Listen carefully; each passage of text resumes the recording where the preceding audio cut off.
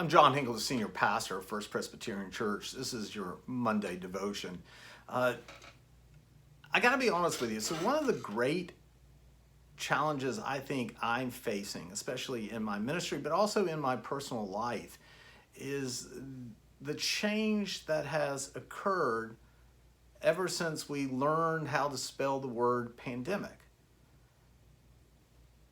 If you're like me, this change has happened in almost rapid succession, where we are constantly having to learn new things and new ways of doing things.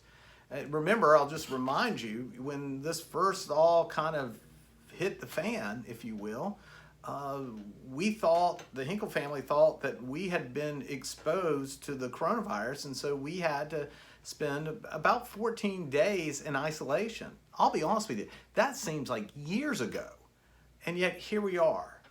Now, one of the things that's going on right now in the life of the church is that the personnel team, along with the leadership of the New Beginning Task Force and the blessing of the session, has given us permission to come back to the office with a lot of boundaries. Where I used to could just walk into the office, now I have to take my temperature before I come in, and I have to answer 4 questions before I come in. And once I'm in my office, I'm in my office. The only time I should be able to leave my office is, well, to take care of my business, if you will.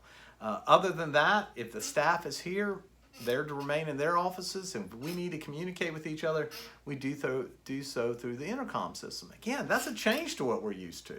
I'm used to just walking over to Pat Cox's office and spending 15 minutes catching up with her, or speaking with Charlotte, or hanging out with Joe and James when we walk around the building, seeing what needs to get fixed. Again, it's a change. The way we've been doing worship has been a change. As a matter of fact, I'll just let you know, the way I preach is a total and radical different way than I preached before the pandemic. How I write my sermons, how I prepare my sermons, what they look like, why they look like that. It's all a change. And I think one of the things that wears on me a little bit is I know more change is coming. The New Beginning Task Force, it met this past Saturday.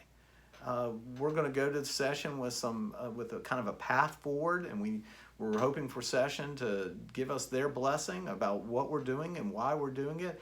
But it'll be a change, and it's not going to look like what worship and Sunday looked like before the pandemic, and even during the pandemic. It's all different. And yet, even in the midst of the change, I give thanks that the one thing that hasn't changed is the love that Jesus Christ has for each and every one of us. His grace and His mercy in the midst of this change, it's the consistent thing, right?